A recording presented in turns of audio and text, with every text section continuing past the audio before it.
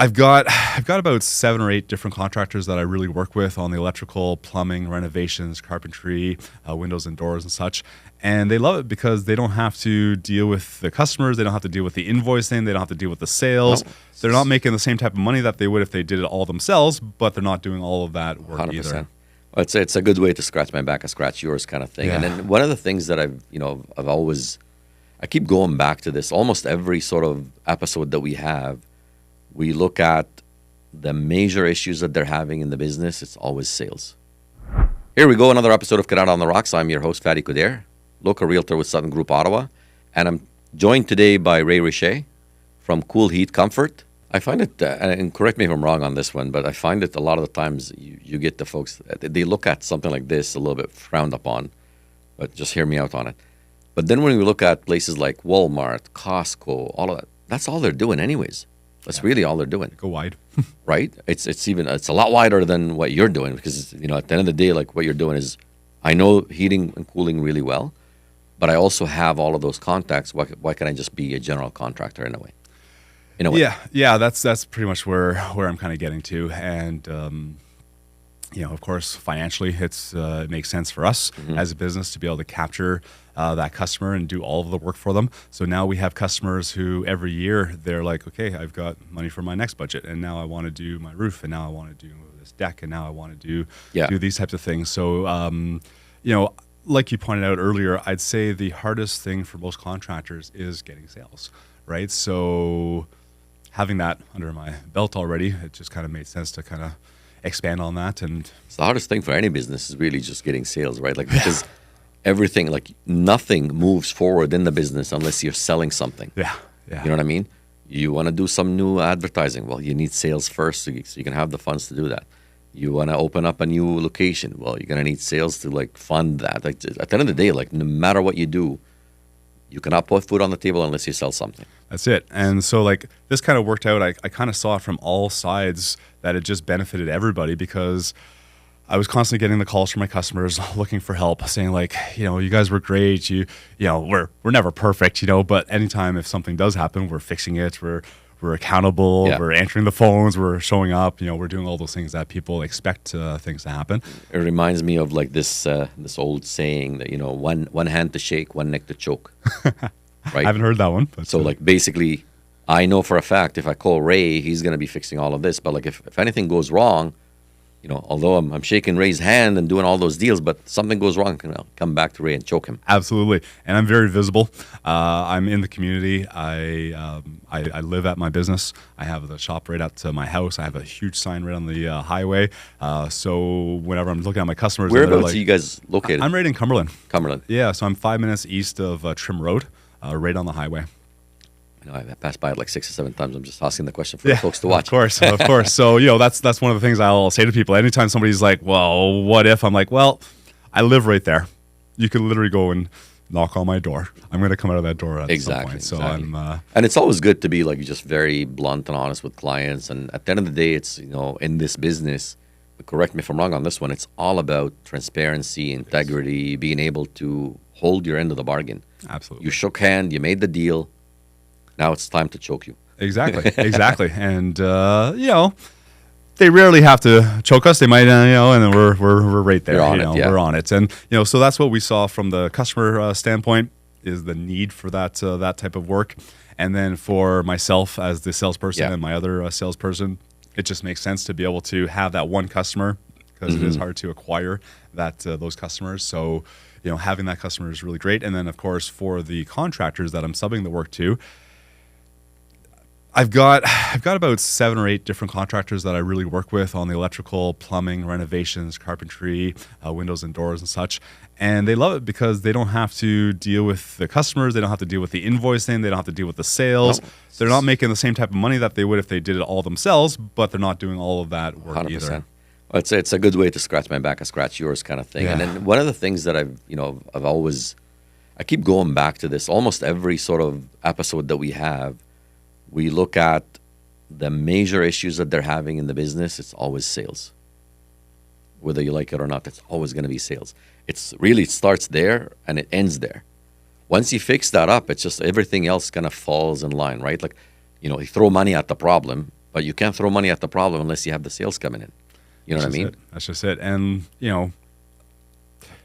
if I get way too many sales coming in, I'll sub a couple of jobs. Exactly. I've got two great HVAC companies that I work with too, that I refer them business to, and even on Facebook, I'm tagging these guys sometimes, or I'll get tagged on a Facebook post, and I'll say, "Well, we can't come for about a week or so, but if you can't wait, you can." Here's a good one for you. Here's a good one sure, for you. sure. Yeah. So, what is it looking like for you guys for the next, let's say, 3 or 4 years from now? What's the plan? We're kind of shifting a little bit. You're right. Sales is definitely the biggest challenge for most companies. I ran into a little bit of the other problems also of deliveries, of finding technicians. At one point, at our highest point, we had 7 techs, and I could have grown from there. But finding technicians and finding people that it seems to be kind of like the major problem that we're having with a lot of sort of technical work is finding good people that actually want to do the jobs. And it starts right from the beginning. Like even at the schools, enrollment is less than 50% of what it was 10 years ago. Yeah. I was talking to a mechanic, and like we're just chatting about some of the school stuff, and like enrollment in the mechanics now, it's less than 25% what it used to be. Really? Yeah. So HVAC school over 50% of. And everybody's like, "Oh, well, we're gonna go to electric anyway, so it doesn't matter." Well, now, actually, still does matter. That's even more. That's even more things. More complicated motor. I mean, not engine, but motor. Yeah, it's still gonna matter. It's not. It's not. It's across the board. I know electricians and plumbers and roofers and granite guys, and it's across the board. With this whole social media thing, people getting rich on Instagram and all that. Yeah. What we do, like, I don't know if you guys can see my pants and my hands, but I'm usually pretty dirty and usually pretty sore, and it's not. But that's attractive type of work. But that's the way to do it. At the end of the day, it's it defines you who you are. Some people really like working with their hands, some people don't, and as a man, I feel like it doesn't really shape you well unless you work with your hands, no matter what it is. Even if it's weights, even if it's like fixing something around the house, you gotta just get out and do stuff. All my cousins are all mechanics, and they work in the mines up north and stuff like that. And I was always the not the shunned cousin, but I had really soft hands, and I didn't even own one tool, and now I own probably more tools than all my cousins combined now. So and like you said, it's been really good for myself too, just to learn it and just to have that fulfillment to be able to fix things. If I can share a quick story before I took off to Florida, there was a no heat call. Showed up to the house. They had a 4 or 5 year old daughter, and they were all on the couch with a small little heater in front of them, wrapped up there. And it was a really simple fix. And I fired up the furnace within 5 minutes, and I run up the stairs, and the daughter runs over and gives me a hug on my leg there. And it was one of the best feelings in the world. So being able to do that kind of stuff it's that literally warm feeling. It's a nice warm and fuzzy feeling, right? So I really enjoy that type of stuff. So it's not where I'm supposed to be in the business. I'm supposed to be working on the business instead of in the business. But there's always this thing about children. Like, no matter what you do, you cannot force children to love you or to show affection. They just do. That's right. And if they like you, they like you. It's like that zero bullshit with children is my favorite thing in the world. Yeah, I'm blessed with 2 nephews. I don't have children myself, but they're awesome. So one of the things that I wanted to chat with you about as well is, how do you guys handle customer service? Delicately. Tell me more. Well, the conversations I have with my staff are, put yourself in their shoes. Yeah. They spent $5,000 to $15,000, $20,000 on a system, and they're expecting it to work. And while we do try our best to set expectations that, these furnaces are very safe and efficient, which also creates nuisances, it doesn't really matter. So we will get calls, angry phone calls, and they're just absolutely awesome. Brittany is our dispatch girl, customer service girl. She is fantastic at diffusing people. She will let them... Shout out to Brittany. Shout out to Brittany. And we let them vent for... Empathy. Yeah. Empathy we give them a little bit of space to tell us off and tell us how upset you are that your furnace isn't working and that you had to be up at 3 o'clock in the morning to reset your furnace and all those things. And we understand. And this is how it is. And this is what we're going to do for you guys. And you're on the list and we're on our way out there. And, and so, yeah. And then the next challenge comes when it's time to pay. We obviously have a warranty with our equipment. And I'd say 70% of things are covered under warranty. 30% of things aren't covered under warranty. Mm-hmm. So that's always a challenge to try to explain to a customer why their filter not being changed caused the furnace to overheat, which then created a service call, which is billable and stuff. So it takes a lot of education, a lot of patience with customers, Fantastic. I was going to ask you, actually, since we've talked about warranty, could you share some of the stuff that's covered and not covered? For sure. So the easiest way that we explain it under warranty is that if we are replacing a part that is defective, it's covered under warranty. If it's an environmental issue, it's not covered under warranty. For example, one of the houses I went to the other day was a clogged drain. So the furnace gives off water, and they had it going to a drain in their floor, and I'm not too sure what happened. They're checking into their basement issues, but it had frozen, and the floor froze, and it froze the drain. Oh, the cast irons. It triggers off the furnace, right? Because all these furnaces have lots of safeties, so that was not covered under warranty. Another call we went to yesterday was a blocked filter. They didn't change their filter and they were like, "Oh, we changed it before Christmas." And it's one of those things that people always ask, how long is my filter good for? There's no real answer. I've seen filters go after 2 weeks with a lot of animals and carpets in the house, and I've seen filters last 3 months, right? So it's kind of a bit of a challenge to explain that to customers and get them to understand that. And that's actually what we've been working on in the office, working on some reels and working on some cheat sheets. We have a one-pager that we send out, a welcome package that we send out to our customers, and just kind of gives a little bit of explanation on how the warranty works and how things are. And, I had a customer hit their air conditioner with their whippersnipper, and it lost all the refrigerant, which is like an $800 repair, and, they, for some reason, thought that should be covered under warranty. So that kind of stuff happens a lot. And again, just we've done a lot of training with our staff to have empathy, understand, but also, explain that this is how it works and this is what happens and this is what we do. And it is like a big deal too, because especially like for, when you get in the call at like 3 or 4 in the morning, it's definitely hitting home for a lot of those people, right? It is. It's literally hitting home. Yeah. My home is no longer cold or hot or whatever the situation is, and I need you to fix it yesterday. Yeah, HVAC is one of those things that nobody thinks about. Nobody wants to show off their nice new equipment to their neighbors or anything like that. And we forget about it. We completely forget about it until we can't, right? And then it becomes the most important thing. Yeah. It's a really interesting thing. We're almost like the forgotten child that's thrown into the into the closet there until needed. So I have a question for you when it comes to somebody sitting there in their house. Give you kind of a scenario. They're sitting in their house. It feels a little cold. They're not really sure what it is. How do you guys discern if it's the furnace, if it's the windows? How do you do it? So we have scripts that the staff covers through.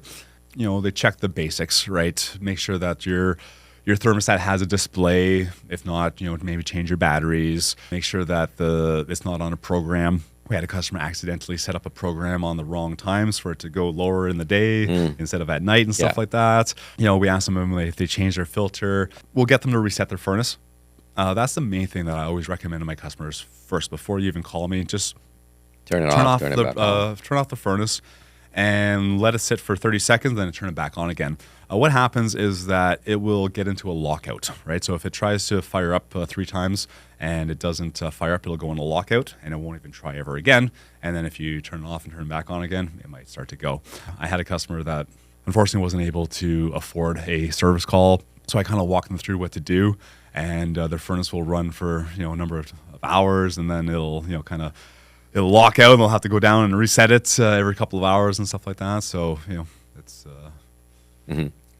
But let's just say you do all of that. How do you know what's next? That's when we send out somebody. Yeah. Like we'll go through a couple things with some people, and the one thing that we really look for is we kind of look for those hints where they're like, I don't care about any of that. Just get somebody here, right? So we understand that if if somebody's calling, they're really hot. We're not gonna try this and try that. They're like, just get the heck over here and at some this. point too, like you'd be sitting there and like you'll notice the furnace is just running, like nonstop running. Yeah. Could that be an issue with the furnace? Could it be an issue with the, maybe the insulation? Could be like what? How do you discern that too? Well, so like on a furnace, there's a temperature rise, right? So there's a in-spec temperature rise. So we will measure those temperature rises, and that will tell us the furnace is good.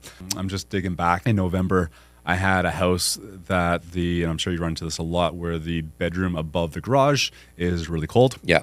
And we found out that the ceiling of the garage wasn't insulated properly. So that made a big difference for that house there. So, situation like that, if you have a really cold room, then it's probably something environmental local to that room. I've also had a situation where the customer's ductwork got disconnected in the wall.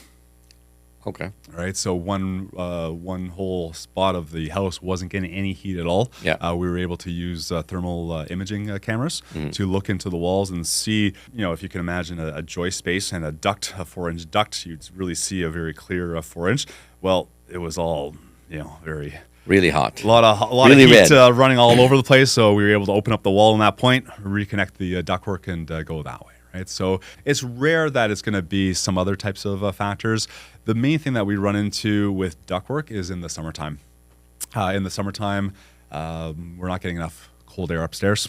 Older houses weren't designed for air conditioning. They just weren't designed. Air conditioning requires a lot more air, requires a much bigger duct than it does for heating. Hot air rises, right? So that is the major problem that we run into when it comes to those types of factors of, hey, it is working, but there must be other things happening in my room, in my house, is kind of what I'm feeling that you're kind of pointing towards. Yeah, right? yeah. Like you'll have like one in the room will be like really, really cold in the winter and really, really hot in the summer. Yeah, so we have an application called air balancing. So we do some air balancing mostly in the summertime, but then we have a setup for the winter. So I'll actually have a chart that says summer and winter, and do these things in the summer, do things in the winter. We'll usually cut off certain runs for the basement in the summertime, so more of that air conditioning goes upstairs. Just little things that we'll do to help set it up, it's a bit of a Band-Aid approach. Obviously the proper thing is to redo the ductwork, but nobody's going to open up the walls and nobody's going to do that. Nobody's going to do that at all, right? So it's a lot of job. Yeah, so we do our best to try to balance it and try to help the air go upstairs as much as possible. Maybe put a return upstairs in the top ceilings and the bedrooms to try to pull that hot air off of that ceiling. So I talk about my customers about that kind of stuff a lot. I call it a thermal barrier, right? So if we're talking heating season, which we're in right now, I'll get a lot of calls where, I have to put electric heaters in my basement. And I have a furnace, and I would love for my furnace to run my basement also, and there's no ductwork in the basement. Or maybe they'll run a couple of runs of ductwork into the basement, but the problem is that cold air sinks all the way down, in the basement, and that hot air is just going to bounce right off the top of it. So we'll install a return air in the basement to pull that cold air off the basement and bring that thermal barrier down, so that hot air can come into that space and make it comfortable. And then the opposite is also true with air conditioning. So if we're not getting proper air conditioning upstairs, we'll put a return usually into the attic and pull that hot air off of that upper floor to allow that thermal barrier to come up and allow that cold air to come upstairs and make them comfortable there. Yeah, it's definitely a cool, hot topic. It sure is. It sure is. It's and people are just expecting more comfort these days. People are expecting the convenience and the comfort, and I get a lot of, but why? But why doesn't it do this? I said, well, because you have that thermal barrier, so we have to pull that heat off there. Well, but why did the builder build it like this? Well, it wasn't designed for air conditioning. Yeah, and a lot of the times too, like it's not, back in the day, the code wasn't there, Right. That code keeps getting changed every year or every couple of years or whatever to allow for stuff like this. The funny thing know more. Yeah, the funny thing is that code is just the heating requirements. So a lot of the new houses are still built with just heating requirements only, right? So we're going into these new homes and they're wondering why their air conditioning is not working properly. It's, because again, the problem is that the builders are piecing out the work and they're, that's like having a car with a governor on it. Like they basically just, I'll put an engine that's going to give me 1,000 horsepower, But if I have a governor that only allows for a certain speed, it's just not going to get there. Same thing with the cooling. Like, Yeah, it's you know, if you don't have the ductwork, the proper work to allow for that circulation, it's just not going to happen. and a lot of people don't know what to look for, right? So, I try to get involved. I have a lot of customers that will not purchase the AC from the builder. They have to purchase the ductwork and they have to purchase the furnace from the builder. But they'll have us do the AC, and we'll do some extra modifications with ductwork, and we'll do a return upstairs, or we'll do all these other types of things. Ray, thank you so much. This is definitely a cool heat topic for sure. Really appreciate it. For folks that are watching, thank you so much for watching. If you like what you see, please don't forget to hit the like button. And for episodes like this, we release them weekly. Just hit the little subscribe button and the bell icon, so that way you can get more and more alerts about organizations here, businesses around the city, to learn more about businesses across the city and Ottawa. And again, thank you so much for watching Canada on the Rocks. Thanks again, Ray. Thank you, Fatty. Perfect, man.